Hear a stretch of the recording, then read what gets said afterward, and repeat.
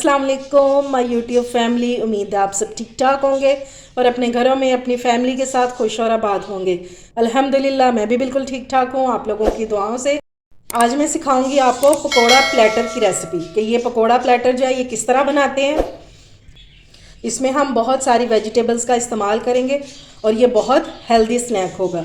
तो चलिए अपना काम शुरू करते हैं, लेकिन उससे पहले अगर आप लोगों ने अभी तक मेरे चैनल को सब्सक्राइब नहीं किया तो फ़ौरन से जाएं और सब्सक्राइब करें और साथ लगे बेल आइकन को भी प्रेस किया करें ताकि मेरी आने वाली हर वीडियो आपको टाइम से मिल सके, क्योंकि जो कि बिल्कुल फ्री में है। तो चले जी बिस्मिल्लाह करते हैं। ये ले लिया मैंने एक आलू और इसको मैंने छील लिया हुआ है। अब इसकी हम कटिंग कैसे करेंगे, इस तरह लंबाई में इसको काटेंगे और जितना बारीक काट सकते हैं ना उतना काट लेंगे। बस इस तरह सारा काट लेंगे। ये मैं आपको दिखाऊं कि ये कितना बारीक है। ये देखें, ये देख रहे हैं आलू हमारे कट चुके हैं। इसको करते हैं साइड पे। अब बारी है अगली वेजिटेबल की। ये देखें जी, ये मैंने बैंगन ले लिया हुआ है और इसको अच्छे से धो लिया हुआ है। ठीक है, मेन काम तो यही है। अब मैं आपको बताती हूँ कि इसकी हमने कटिंग किस तरह करनी है और इसको हम कौन सा मसाला ऐसा लगाएंगे कि जिससे ये बहुत ही टेस्टी बनेंगे।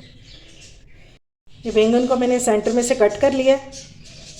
अब हम इसको जितना बारीक काट सकते हैं ना उतना हम इसको काट लेंगे। कोशिश करें कि बारीक ही कटे, तेज़ छुरी से इजीली कट जाएगा।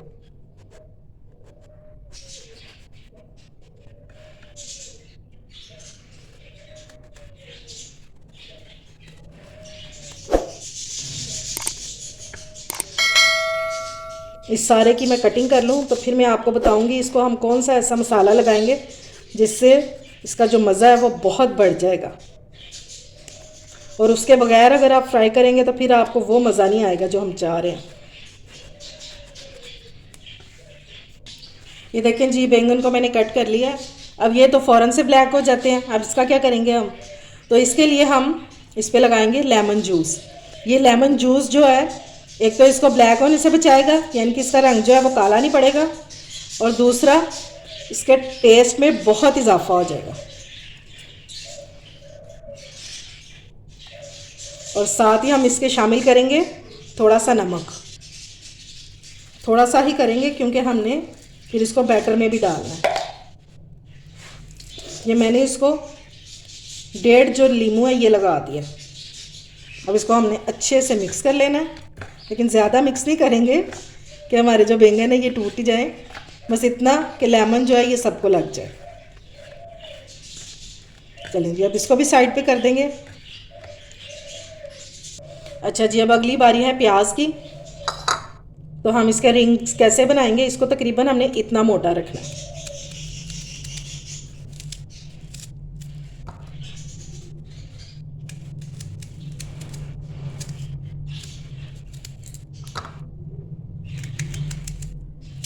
तो मैं आपको बताती हूँ कि इसके हम रिंग्स निकालेंगे कैसे।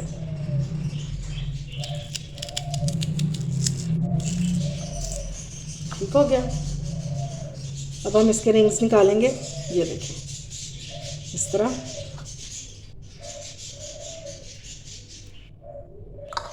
और ये आप हंडिया वगैरह में भी इस्तेमाल कर सकते हैं। ज़ाया करने वाली तो कोई बात ही नहीं, आजकल कौन सी कोई चीज़ सस्ती है। इस तरह ये इजीली निकल आएंगे। ठीक है, ये इस तरह। और ये बहुत मज़े के लगते हैं अनियन रिंग्स जो हैं। ये देखिए इस तरह। ठीक है, और ये छोटे वाले हम यूज़ कर लेंगे। चलें जी, अब बारी है हमारी अगली वेजिटेबल की। ये देखें जी, ये मैंने ले लिए हैं पालक के पत्ते, ये इस तरह। ठीक है, बस पत्ते ही हमें चाहिए थे इसके लिए। मैंने अच्छे से इनको धो लिया हुआ है। छोटे बड़े आपको जिस साइज़ के पसंद हो आप उस तरह ले सकते हैं। ये देखिए माशाल्लाह से बिल्कुल फ्रेश फ्रेश है। और पालक के फ़ायदे तो सभी जानते हैं, आयरन से भरपूर। ठीक है, लेकिन हम इसको कुछ लगाएंगे नहीं, हम इसको एज इट इज़ फ्राई करेंगे। ठीक है। अच्छा जी, अब बारी है हमारे बेसन की। तो ये मैंने 1 कप बेसन ले लिया हुआ। ठीक है, अब हम इसमें डालेंगे 1/2 कप मैदा, यानी कि मैं इसमें तकरीबन डाल रही हूँ 4 टेबल स्पून और पूरे भर के डाल रही हूँ। ठीक है, मैदा थोड़ा सा ज़रूर शामिल किया करें, इससे बहुत क्रिस्पी बनते हैं। ठीक है, इसकी रेशो आपने ये रखनी है कि अगर 1 कप बेसन है तो हाफ कप मैदा होगा। ठीक है, अगर 4 टेबलस्पून बेसन है तो 2 टेबलस्पून आप इसमें मैदा डाल दें। अब इसमें डालेंगे 1 टीस्पून सूखा धनिया, मैंने पिसा हुआ डाला, अगर आप चाहें तो आप साबुत भी डाल सकते हैं। 1 टीस्पून इसमें डालेंगे कुटी हुई मिर्च, 1 टीस्पून ज़ीरा डालेंगे और वो साबुत डाल रही हूँ। 1 टीस्पून डालेंगे रेड चिली पाउडर, नमक डालेंगे अकॉर्डिंग टू टेस्ट। 1 टीस्पून इसमें मैं डाल रही हूँ चाट मसाला, आप अगर कम चाहें तो कम भी डाल सकते हैं, क्योंकि मैंने एक स्पाइसी सा बैटर बनाया, पकौड़े जो हैं वो फीके अच्छे नहीं लगते। और 1/4 टीस्पून से भी थोड़ा सा कम हम इसमें डालेंगे बेकिंग सोडा, या बेकिंग सोडा या मीठा सोडा आप जो कह लें, लेकिन बेकिंग पाउडर नहीं आपने इसमें डालना। अब हम इसको अच्छे से मिक्स कर लेंगे और ये आपका पकौड़ा मिक्स जो है हो गया रेडी। आप इसी क्वांटिटी को डबल ट्रिपल करके पूरे रमज़ान के लिए बना कर भी रख सकते हैं। सिर्फ इसको निकाल लें, पानी मिक्स करें और आपका बैटर हो जाएगा पकौड़ों का रेडी।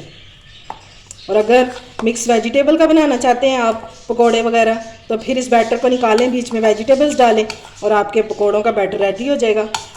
ये बहुत इजी हो जाता है अगर आप ये बना के रख लेते हैं। चलिए अब इसको मिक्स करते हैं। अब मैंने विस्क ले लिया, इससे इजीली मिक्स हो जाएगा। पानी डालेंगे, रूम टेम्परेचर पे पानी है, और इसको डाल के इस तरह एक बैटर बना लेंगे।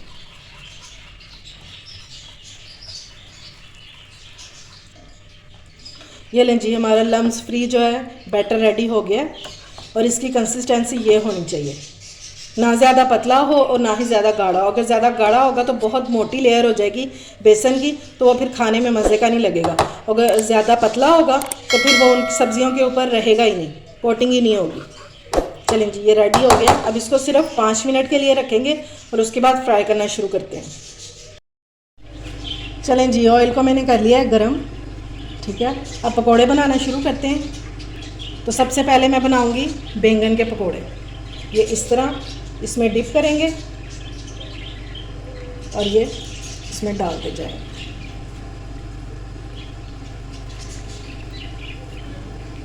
अब कोटिंग देख रहे हैं, ना ज़्यादा मोटी है और ना ही बिल्कुल पतली है कि उतर ही जाए। बस इस तरह डिप करते जाएंगे और डालते जाएंगे। अगर आपके पास आपका पकोड़ा मिक्स जो है ये रेडी है, तो पकोड़े बनाने में कोई देर नहीं लगती। जितनी जगह है बस उतनी चीज़ इसमें डालेंगे। अब जो साइडों पे थोड़ी थोड़ी सी जगह है वहाँ पे मैं साथ ही डाल दूँगी प्याज के पकोड़े। ठीक है, क्योंकि इनको तो बेचारों को थोड़ी सी जगह चाहिए होती है। और जब तक एक साइड पे कलर नहीं आ जाएगा तब तक इसकी साइड जो है वो चेंज नहीं करेंगे बिल्कुल भी, वरना वो जो है ना वो ये पैन के साथ या कढ़ाई के साथ ये चिपक जाते हैं। चलें जी, अब इनको टर्न कर लेते हैं, क्योंकि इन्होंने कढ़ाई को छोड़ना शुरू कर दिया है। इसका मतलब है कि ये एक साइड से कुक हो गए हैं।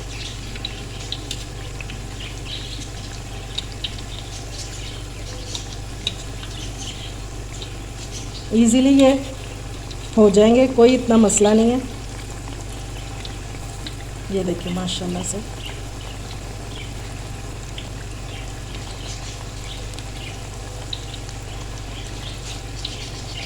और हम इसको गोल्डन कलर होने तक पकाएंगे। बस अब इनको जैसे मर्ज़ी लाएं, कोई इशू नहीं है। चलें जी, पकोड़े हमारे हो गए गोल्डन, और अब हम इनको स्टेनर में निकाल लेंगे। ठीक है, इस तरह से।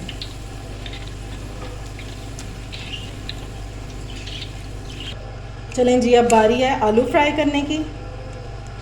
आलूओं को मैंने 10 मिनट पहले स्टेनर में डाल के रख दिया था, क्योंकि हमने इसको पानी में भिगोया हुआ था ना, इस वजह से, ताकि इसका पानी जो है वो निकल जाए।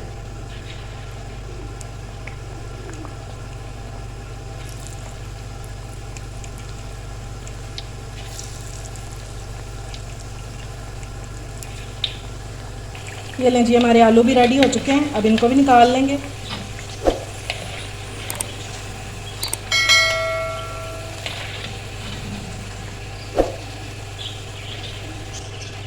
आपको इनकी आवाज़ से पता चल रहा होगा कि ये किस कदर क्रिस्पी हैं। चलें जी, अब बारी है हमारे पालक के पकोड़ों की। और आपने कोशिश करनी है कि इसको आप फैला के डालें, इस तरह दोनों हाथों से पकड़ के और फिर डालें। ये देखें जी, मैंने पकोड़े डाल दिए हैं इसमें। अगर आप इसको फैला के डालेंगे तो फिर ही इसकी खूबसूरती निकलेगी इन पकोड़ों की। और इजीली डाल जाते हैं, कोई इतना बड़ा मसला नहीं है। अब इनको एक साइड से कलर आने देते हैं। चलें जी, अब इनको टर्न कर लेते हैं क्योंकि एक साइड से इनको कलर आ गया बहुत अच्छा सा। ये देखें माशाल्लाह से, इंशाल्लाह आपको बहुत पसंद आएंगे। इनको ज़रूर ट्राई कीजिएगा।